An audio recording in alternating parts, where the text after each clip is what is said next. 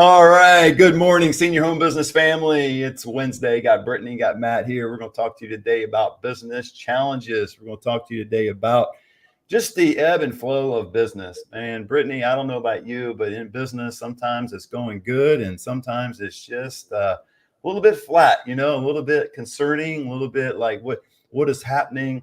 And it's no different, you guys, in the senior placement business. There's times where you'll just get killed. I know, Brittany, we were talking off camera. You just got 6 leads on Monday and 6 on Tuesday. And 3 days prior to that, nothing was really happening in my own business. It seems like, and don't take this as the gospel, you guys, because there's plenty of students just like Brittany who's, with us now, and she would disagree with this in her own business. But for what we're doing, it seems like January is just awfully slow. I have no idea. And so my wife, over the last 2 or 3 years, have dedicated January as a bonus month. It's just whatever comes in on January is just a bonus, so we take the stress off the table. But, in business challenges, and we're going to talk about today, whether it be senior placement agents that are out there, also people just in business, hopefully entrepreneurs, man, you're 30 years old, you're an entrepreneur, you're sitting on the couch watching this channel like, okay, what is this guy going to talk about? We're going to talk about business challenges. And maybe you're struggling in your landscaping business. You're struggling in your solar business. You're struggling whatever you're doing. And we're going to go through some key factors today to get you from where you are to where you need to be. And if you want to add something to your plate, which I know that's awfully difficult at times, but if you want to raise your top line, Brittany, I think the senior placement business is a good start. What do you think? I definitely agree. Yeah, low overhead and great revenue stream. Absolutely. All right, let's get into it. The first, we'll go through 8 of them today with you, how to overcome business challenges. Okay, so the first one we'll go through is understanding the client needs. Brittany, explain to me in this business and just business in general. I mean, is it that important you understand the client's needs, or is it just something that, hey, you got your systems in place, you got your message, you got what you're doing, your protocols, everything there is about business. I mean, why is it so paramount to understand your client's needs? In this industry specifically, I think it's number one priority, especially when you're first starting the process or starting the business. No client is the same in any business, but especially when it comes to senior placement, you have to know what your client needs to offer solutions and the correct solution. Not just a solution, some companies that do this just offer all kinds of random solutions, but to set yourself apart and to be a good placement agent, you have to genuinely know what your client needs to give the right solution and walk your client through this process. Absolutely. In this business, being more of an advocate, putting yourself in the shoes of others, but in your own business and what you're doing out there, business in general, that is a great principle to adhere to, right? You've got to put yourself in the shoes of others. The more problems you solve, the more money you're going to make, right? The more hands you shake, the more money you're going to make. And so you need to realize what others are going through. So in your own business, let me kind of speak to that real quick, Brittany, just business in general. It's understanding your market. We'll get into a little bit of that in probably the second point here coming up, but it's understanding your market, but understanding your market's needs and what are their problems as well. Those 3 factors are so crucial in business because you'll see a lot of people, I mentioned landscaping, solar, or whatever business you're doing, it could be car washing or whatever. And people will just rely on a skill set. They'll rely on, I know how to do this one thing, whatever that one thing is. So I'm not going to work for so-and-so anymore. I'm going to take my skill set and just take it to the marketplace. And without even really knowing what the market is dictating, whether they even need your business. And are you fully understanding how to run a business? Because understanding your client's needs, that is the heartbeat of your business. And so I think in essence, Brittany, it's just understanding your client's needs is putting your client first. Yeah, definitely. Absolutely. Well, let's get into this. I already kind of busted the bag open on the second point, but let's get into market knowledge. This business is no different. Brittany, I see people that get in this business and they just think they can wing it. They just think they can just go get a name and number, drop it off a community. They think they can just, it's not that complicated. I don't need to have some sort of investment into your senior placement institute, Matt and Brittany. I don't need to do all that stuff. I mean, oh my gosh. I mean, why would I do that when I can go do it myself? And I think, guys, if I can submit this to you, you're doing yourself a disservice whenever that you're trying to do something by yourself apart from a coach. Many of you know I'm a 3-star athlete. I wouldn't say superstar. I didn't play college or pro or anything like that, but played 3 sports growing up. And it's nothing like having a really good coach that will help you. Now, up in high school, I knew the mechanics. I knew everything there was about football and the plays and the dynamics and what the 2, 4, 6, 8 hole on that side and the left is, 1, 3, 5, 7. That's a whole nother story, but knew all that stuff. But why did I need a coach then?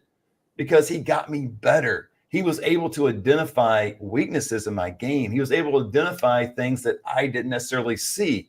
And so you'll need a coach. But so I think it goes hand in hand, having a coach that will help you understand your market, because sometimes we just don't understand our market in our business, Brittany, with the senior referral business or senior placement business. I keep going back and forth, guys. I use it interchangeably, but sometimes we don't understand the dynamics of the communities that are in our area.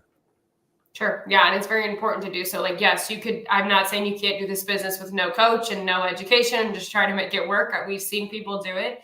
But I think going in with the correct market knowledge is important. You can't, yes, you can wing this, but I think your clients and your reputation, I know we're going to get into this later, but how you start your business really shows your reputation. It is a learn as you go. A lot of people that get into this industry have a huge learning curve.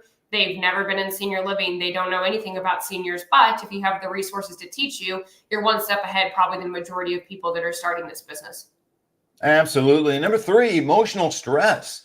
I mean, in this business, there's some emotions that go involved because you're dealing with people ongoingly that are going through a very difficult, very traumatic time in their life. It's just something that they did not bank on, plan on. Typically, some people do. I know with long-term care and things like that, but at least a lot of people I deal with, it's just like, oh my gosh, mom fell in the hospital. Now she needs care. Now she needs something. She needs help. And I need someone to help me. And so in your own business out there, whatever you're doing, you might be going through some emotional stress going, man, what's causing me stress? Not me in particular, but person in business could be going, man, where's the leads at?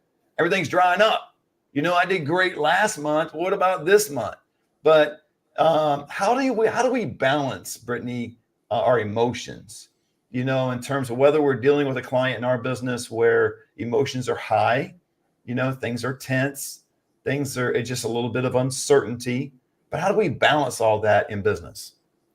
Yeah, like you said, you get 2 sides of it. You have your clients that I can relate. Almost none of my clients in this industry were prepared for this.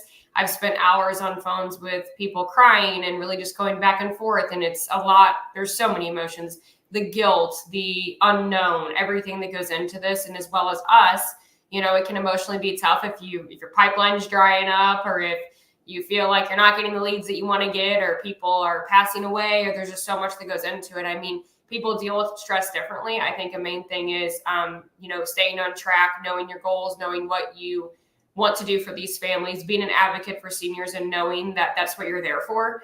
If you're an empathetic person, this business could really, really have you crying on the phone and really, and I think there's so much benefit to that, but just being able to separate yourself a little bit and just get back to your roots, why you're doing this, knowing that if people aren't contacting you, it's a disservice to them because you're such a resource, and just putting yourself out there that that the community would, again, you're doing a disservice not to share your services, and then you're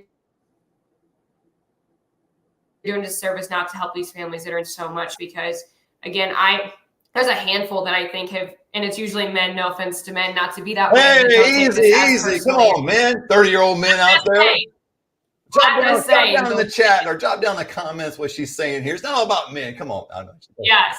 But no, I mean, definitely, not to go on that realm, but it's been a very low handful that I've dealt with. It's not, like, honestly, one of the biggest hurdles and one of the biggest challenges in their entire life is taking care of their parents.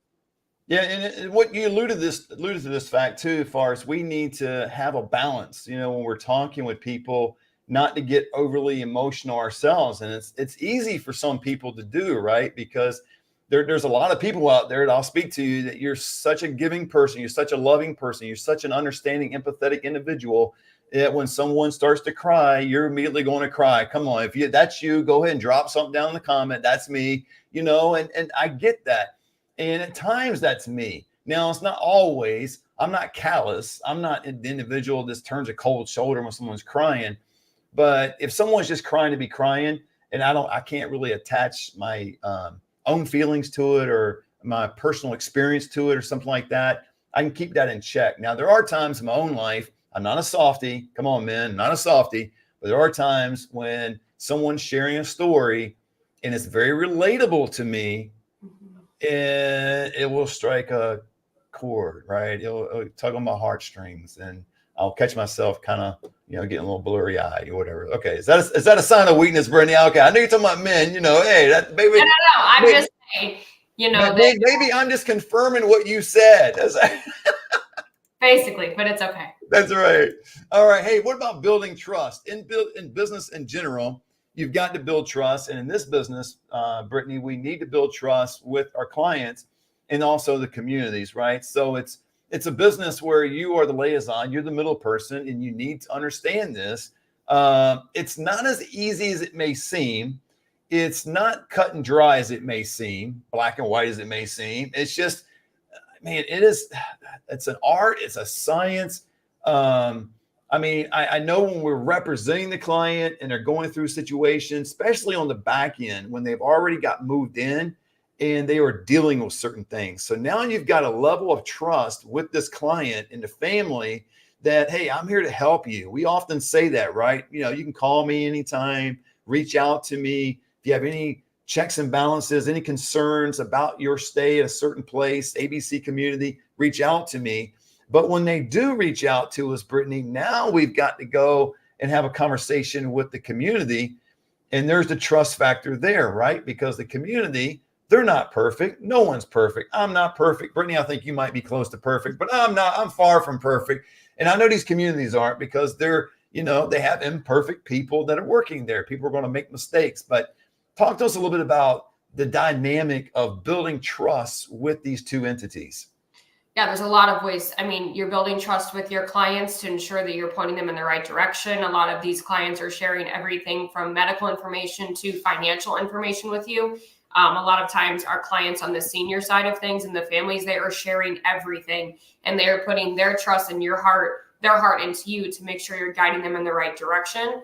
And then, of course, you're guiding them to a place that's going to give their loved ones care. So what you talked about, when they're giving you a call afterwards to give you feedback, if it's not all positive, that's a hard thing. That goes back to what we just talked about, the emotional stress. I've taken on where I honestly, I'll just say it, I hate those calls. I can't stand genuinely, and not because I hate to deal with it. I hate that it's even happening. I hate that things aren't perfect, but it's not a perfect world. We're all human. People make mistakes.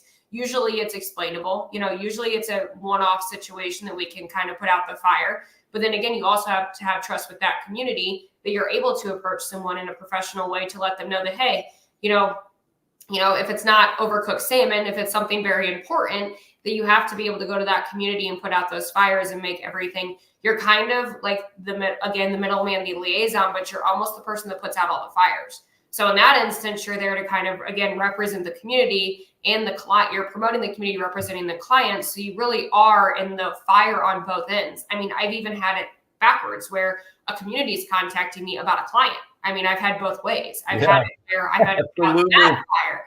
So, you have to build the trust. And I think a way to do it, we'll probably touch on it, is being honestly, the way that I've seen in this business is be authentic. Be an advocate for seniors, and that will shine through any of the other stuff you could do.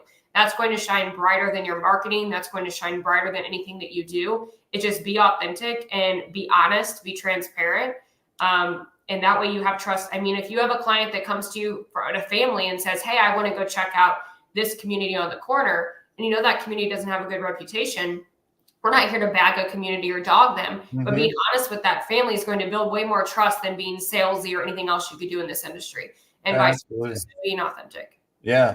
Let me give you a pro tip, you guys, if you're already in the business. I know some of our students are listening out there. If you ever have a conflict with a resident in a community, meaning especially the residents complain to their families reached out to you, and now there's an issue on the table, whatever the issue is on the table, my encouragement to you is to reach out to the executive director of that community. Prior to doing that, you want to get permission from the family to even do that. Okay. So when the family reaches out to me and say, hey, mom has got an issue, like you said, overcooked salmon, man, I kind of like some overcooked salmon. Okay. You're hitting on some issues today, but so some overcooked salmon, whatever it may be, they don't feel like the care is up to par. They feel like mom got missed in the rotation. She didn't get her shower that day or that week or whatever the schedule may be, medication or whatever. Right. So you got this issue. So, okay, now we got this issue, family. You want to hear the family out. You want to listen to their story, empathize with them. Then you want to have a plan of action, right? You're not just there as a counselor from the standpoint, you're just listening to their story and go, oh my gosh, it's so terrible. Oh my gosh. And you don't want to get overly emotionally involved. Like the emotional stress kind of goes with number 3, right? And so, okay, we just got to do something. Oh my God. Well, you might not have to do a whole lot. It might just be listening to the family. But then if you ask them, so, okay, this is the situation. I'm here to support you. I'm here to navigate you through the situation. My suggestion would be blah, blah, blah, blah, blah. Or if you want to phrase it this way, Jim, what would you like for me to do next? I can do either A, B, or C. Something like that. And so you're giving him options, because sometimes when families call you and they vent, that's all they're doing is venting. They're not looking for a change. And sometimes in the eyes and the ears of a senior placement agent, they hear heartache, fall, lack of medication, lack of care, whatever, and they get real drastic with it, and they want to take immediate action. Oh my gosh, we got to do something, right? And so what I told you earlier about going to executive director, if they do give you permission, that's exactly who you want to go to. Not the marketing director, not the activity director. Go to the executive director and have a conversation with permission of the family. If the family does not give you permission, then don't do it, because they're telling you, I have a concern. I just want to have a listening ear to vent my concern, and I don't want anything done about it, because sometimes families are overly concerned about mom being targeted or mom being the complainer of the community. Oh my gosh, she's the one that always rats on us. She's always the one talking bad about us. So they might not want that. And the reason I tell you to go to the executive director, Brittany, and you know this, but there's a person on the coast. So hopefully you're not watching today. I can't even remember the girl's name. I just know there's a lot of people on the central coast of California. So if you're watching, there's a person out there. God bless you. You're probably great in some respects, but undoubtedly she has a reputation of moving seniors too much, meaning she'll place a senior somewhere, and then inevitably 45, 60 days later, she's calling the family back and saying something like this. Well, okay, I understand, Tom, you wanted your mom a little closer to where you work. Those options were not available 2 months ago. However, it's available today. Matter of fact, Tom, you wanted $500 less than what you're spending. I can make that happen now, where I could not make that happen 2 months ago. So if we make the move today, then we can make all those things come true, and your dreams are coming true. Well, that sounds great, right? And we encourage follow-up in this business. That's part of trust, right? They're trusting us to continue this relationship and work with them. But if you do this and you move a senior too much, or in that situation example I just gave you, you're going to develop a reputation in the community, in your area, that you are just moving seniors and moving them again to get double pay. And a lot of those communities in that particular area have blackballed that individual, and they don't do business with her. She can come with a lead, and guess what? They go, no, thank you. And the reason they say no, thank you, you're like, well, wait a minute. She's bringing value. She's bringing a resident. I mean, they get paid. Well, their first 30 days, primarily, depending on your referral agreement, it's all going to you. And if you move to senior the second month, guess what? They're hardly getting any pay. They're in the hole anyway. They're in the red anyway, the first 2.5, 3 months.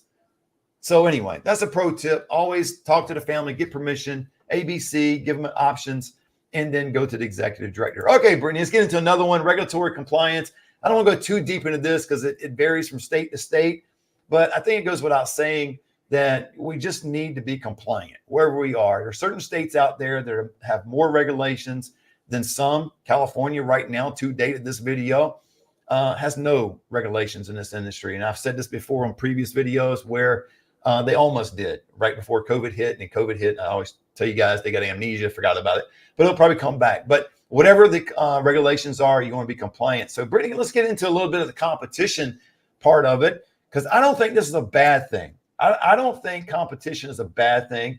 I know I get some people in any industry, and this industry is no different. They start going, well, there's a lot of competition out there. Oh my gosh, this industry must be saturated. Oh my Lord, I can't get involved with that. And so everything they're looking into business-wise, whether it be this industry or something else, they're always looking at it, is it saturated? You know what? Can I give you a hint? There's nothing new under the sun. It's been done. Can I say that again? Got it kind of rhymed. I didn't even plan that. So there's nothing new under the sun. It's been done. So don't worry about, is it overly saturated? This business is not good news. But what you want to do is work on your skill set, your mindset before that. We won't get into that. Skill set, get your tool set going, get this business going, and then set yourself apart from others. But anyway, speak on competition, Brittany. I know you have some competition in your area. I kind of value it, but I know I kind of look at things a little bit differently than others. But go ahead and speak on a competition. We're friends. So my competition. Oh, friends. Are you friends with the enemy? Oh, that's awesome. I mean, we talk, I have some competition, we talk daily. So competition in this industry, and from my experience in my areas and multiple areas of the students that we have all across the nation, competition's good. And I would say I have seniors that call me that have moved somewhere without a local placement agency, and they are not in good shape. So I think there needs to be more competition in my area to reach more seniors. And as the elder population is growing, I think there needs to be more local senior placement agencies, because again, families are not, I have so many people that tell me they wish they would have known me 2 years ago, had no idea this existed. I wish I would have known you for my mom. Or they call me and say, I used a national company to get into this community. It's not a good fit. I've heard all of these things, right? So I know that a family is not, these families don't know that we're on every corner, because we're not. And I could go on and on about competition, but I will, in my years of doing this now, I have never got a local person that I have a family shopping like me or a competition, or I've never been into a point where me and another competitor are going against each other to get a client. And you can maybe relate to this too. That's not really how this industry works. Yep. We are free service to families. So if you build trust with your clients, I no doubt, I don't think they're out here shopping to find the next senior placement agency to work through. It just does not happen that way. And competition, another reason it can be good is in my areas, we actually work together to find out what communities are good versus what communities are struggling. Oh, that's awesome. Yep. And we also back each other up, because, there are national companies that do this. They give us a bad name. There's no doubt. There are some local agencies that probably give us not a great name. They don't work the way that we probably should. So we've actually came together as a group to change the outlook on local senior placement agencies. So I think it's great. I can't say that when I see a new one pop up, I don't get a bad taste in my mouth, because who wouldn't? Can't say I haven't been there, but I really, really don't think this industry is saturated. And I honestly probably don't think it ever will be. Of course, it could be. I can't be naive and say that, but there's so many people that need help that have no direction. So I agree with you, because the trajectory of this business keeps going up and up and up, with seniors hopping in the game with the baby boomers, and by 2030, all the baby boomers will be 65 and older. So we actually need more referral agents or placement agents in my area. I believe that's probably true for most places, if not all, in the United States. So it's not overly saturated. I like your idea and your thought right out of the gate is your friends. It's great to be friends with people, you guys. I've got a lot of people in my area that are great individuals. I've never met anyone that's doing this business. Now, I'm sure there's some out there, so don't quote me like, oh, Matt said there's never a placement agent that's, a bad apple. Well, there's always a bad apple in the group, but I really can't think of one in my area. And there was a time, Brittany, I was several years ago dealing with a client, and in conversation, it was early on in the conversation. It was the second time we talked, going through some different things. All right, at this point, got the questionnaire, got the contact form, got some different things going. And she made mention of a local agency in my area. She mentioned her name. And I went, oh, wait a minute. Are you speaking with so-and-so? She goes, oh, yeah, absolutely. I said, well, great. I said, I think you should work with her. She goes, no, what I want to do is I want both of you working for me. And I very politely told her, didn't say it like this, but very politely told her, I don't play that game. I don't do that. She's got all the resources that I'm aware of. Maybe I got a few more, and maybe she's got a few more in some other areas, but by and large, we have similar resources. So why are you, and again, I didn't say this, so don't take this to, like I told us, but I'm basically saying, why are you wasting my time? I don't want to say, I told her, I said, what we're going to do is I'm going to let her know that she's working with you exclusively. Because I don't know at that point if the other person even knew this person was working with both of us. And she goes, well, I still want to work both of you. I said, well, I tell you what, if you need anything, let me know. But I'm just letting you know your primary contact is the other person. Starting effective today. See, I got no problem with releasing leads. I got no problem because, guys, there's so many out there. There's so many seniors that need to be helped and assisted in assisted living, memory care, independent communities. I don't need to fight over these individuals. I don't. I refuse to do that. That's why I tell you guys that I don't chase clients. In my perspective, it's a mindset thing, but I attract clients. I don't chase them. Now, I know in my early stages of the business, there's a lot of things I was doing with social media, and it could be perceived as chasing clients. And maybe that was part of the deal because I was trying to get my business going. But I can tell you today, in the last several years at least, honestly, before God, I don't chase any clients. And if I got somebody I don't want to deal with and I don't want to work with, I don't work with them. I just don't. I have that kind of resolve.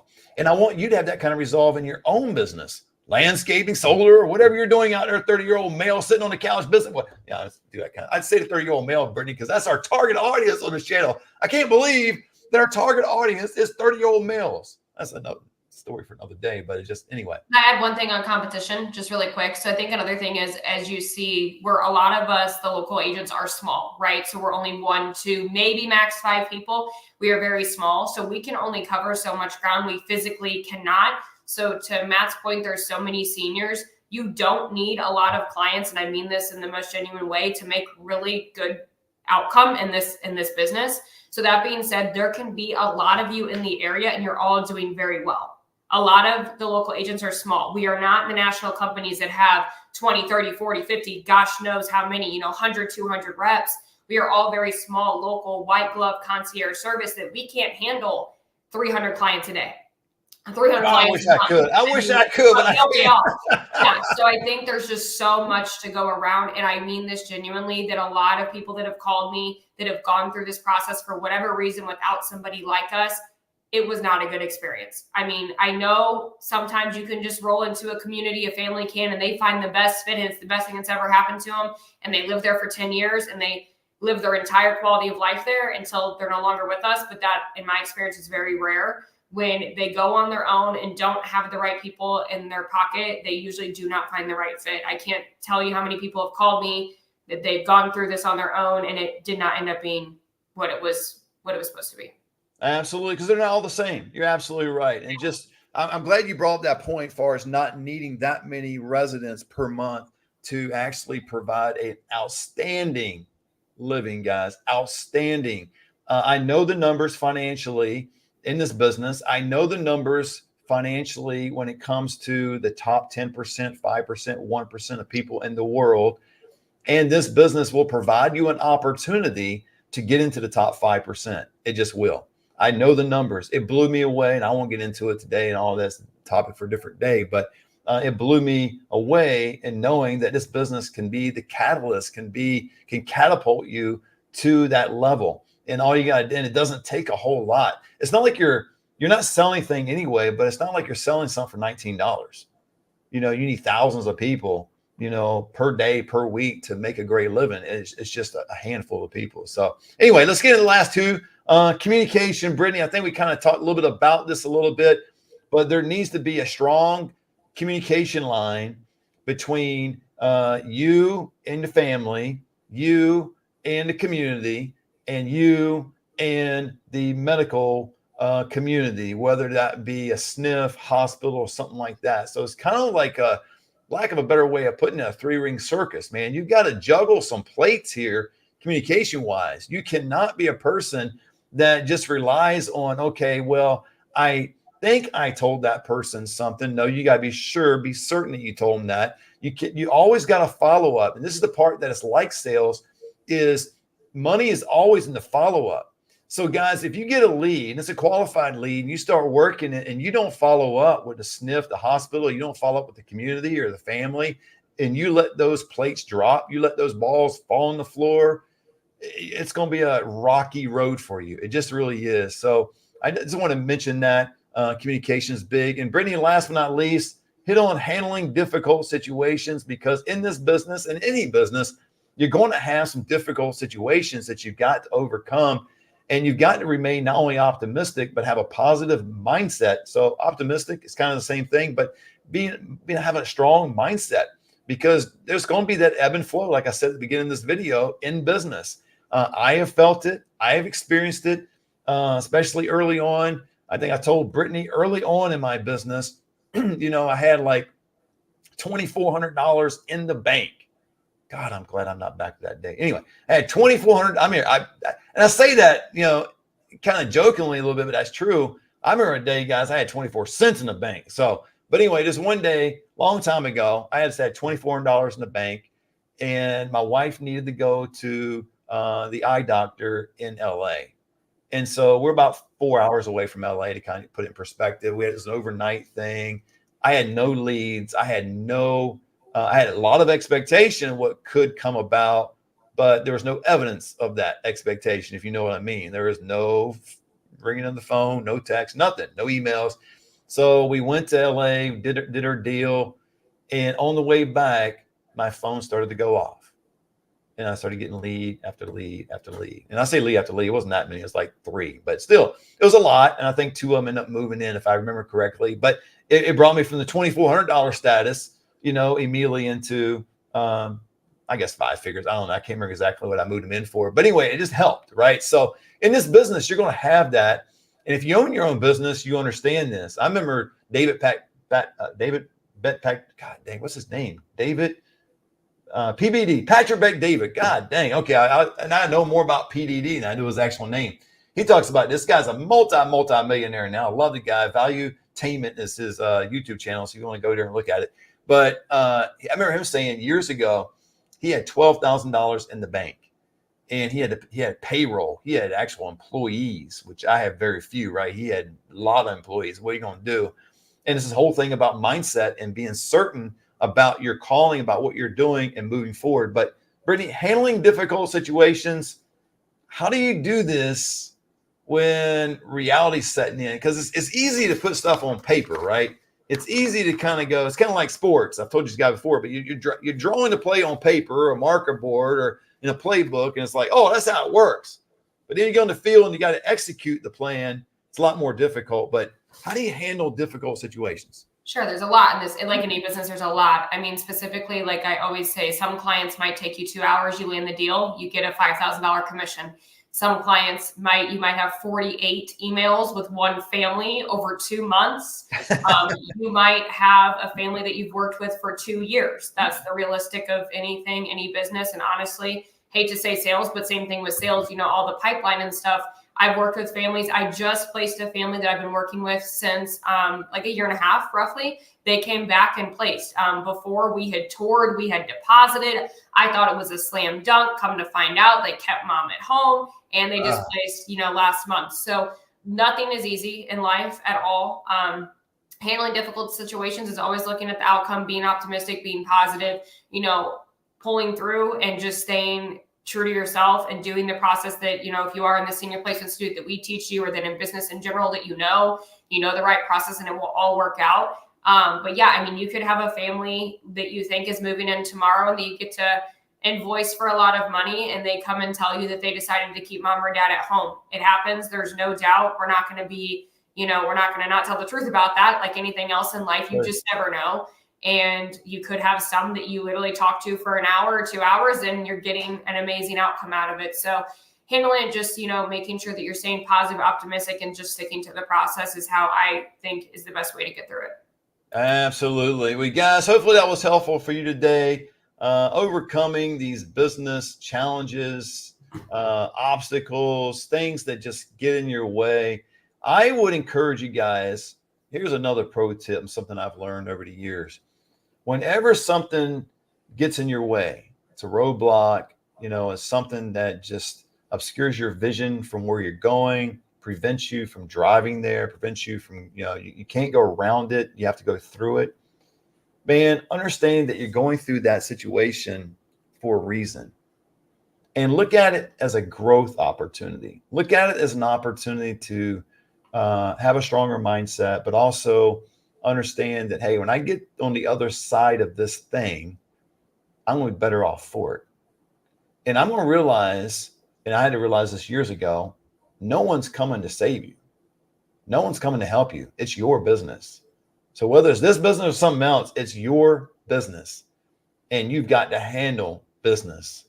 And when you do, your confidence goes up because you've handled situations through your business. And it's, it should have given you some encouragement because that's the way life works, right?